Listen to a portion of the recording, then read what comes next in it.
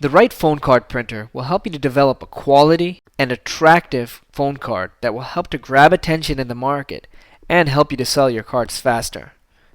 When designing the card, you may want to consider doing a shape card as well. For example, one company designed their card in the shape of French fries. People recognized this card and it flew off the shelves. You also want to work with a reputable printer. Allstate Print is a perfect example of that. They'll ship things to you on time, and the quality of their printing is very good. There's also other companies that are just as good.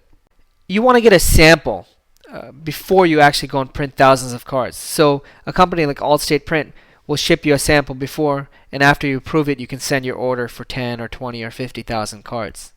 You'll also want to consider things like the material, the thickness, the color quality, and the scratch-off quality at the rear of the card.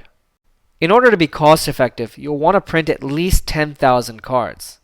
The price, depending on the printer, the quality, and the thickness, will range anywhere from 4 to 8 cents per card.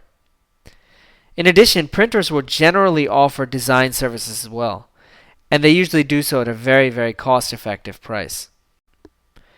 The diagram on this page shows a general overview of how the network is laid out. The inbound carriers, which are your DID providers and your access number providers, will send the call to your voice over IP gateway through the internet. The voice over IP gateway will communicate with the billing system, which has all of your accounts and customers on it, and then the call will eventually go to the termination carrier. Depending on the destination number, the call may go to different carriers. On this slide, we're looking at that same call that Henry made to his mother in UK from the back-end perspective, from a technical perspective. So Henry picks up his phone after he buys the calling card, and he dials the access number on the back of the card. When he dials that access number, the inbound phone carrier sends that call to your voice over IP gateway. The voice over IP gateway then sends a message to the billing system and asks whether or not it recognizes Henry's caller ID. If so, how much balance is remaining on this caller ID's account? In this case, the billing system sends back a message and says that it does not recognize that caller ID, and it asks for a PIN number. Therefore, the voice over IP gateway sends a message to Henry and asks him for his PIN number. Henry enters his PIN number, and then the voice over IP gateway sends a message to the billing system and says, here's the PIN number. If it's a valid PIN number, how much is remaining in the account? The billing system looks up that PIN number in the database and it validates the account. In this case, the account has $10 remaining, and it says to the voice over IP gateway to play a message to Henry to get the destination number that he wants to call. So the voice over IP gateway plays a message. You have $10 remaining in your account. Please enter your destination number. Henry dials 011-447-4444-8971, which is the landline number of his mother's home in London. The voice over IP gateway sends a message to the billing system once again, sends it the destination number, and requests the number of minutes that Henry should be allowed to speak for. The billing system sends a message back to the voice over IP gateway and says Henry wants to call London, so for $10 at a rate of 10 cents per minute, Henry can speak for 100 minutes. The voice over IP gateway then connects the call through the termination carrier to Henry's mother in London. After the call is finished, the voice over IP gateway sends a message to the billing system and indicates how much time Henry spoke for. In this case, Henry spoke for 15 minutes, so it will deduct 15 minutes times 10 cents per minute, or $1.50 from his $10 balance. So now that we've discussed the system from a technical perspective and you understand how the whole system works, let's explain whether or not you should rent a solution or purchase and own a solution. Each of the two has its own advantages and disadvantages. When renting a solution, a hosting provider typically charges a small setup fee, anywhere from $1,000 to $3,000.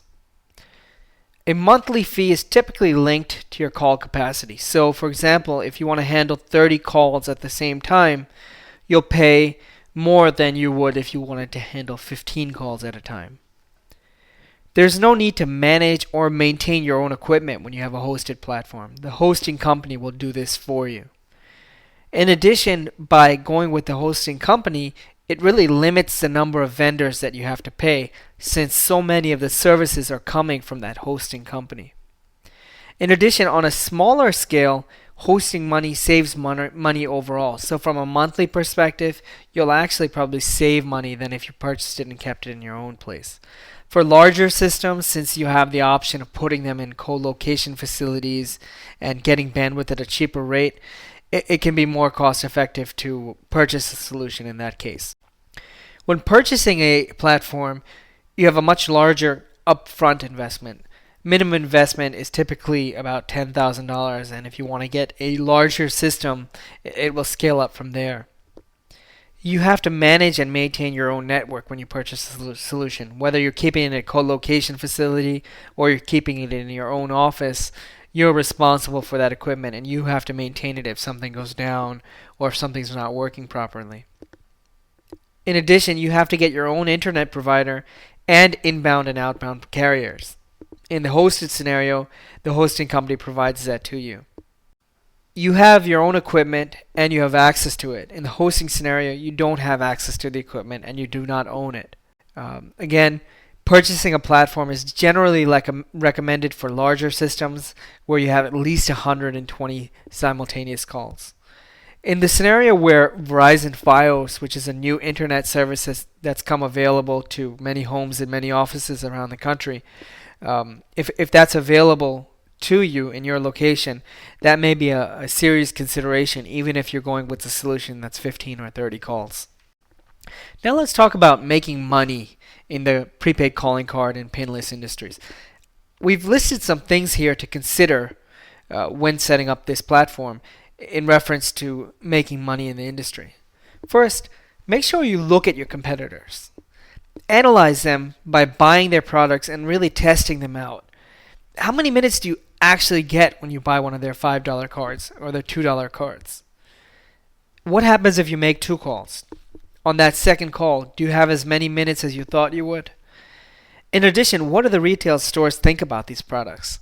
What is their impression of their past history and the reliability? You need to set different rates for different customers. Different regions, for example, New York as compared to Boston, have different rates and different fees. New York is typically the most competitive market in the country, so you'll find lower rates and higher fees. In addition, travelers, people who are traveling from abroad or traveling around the country that don't have cell phones, will typically pay more than your typical calling card users.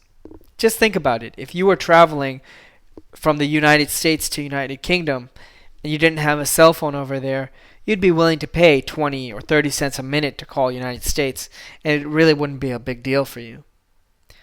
In addition, pinless customers will pay more for the convenience of not having to dial a PIN number.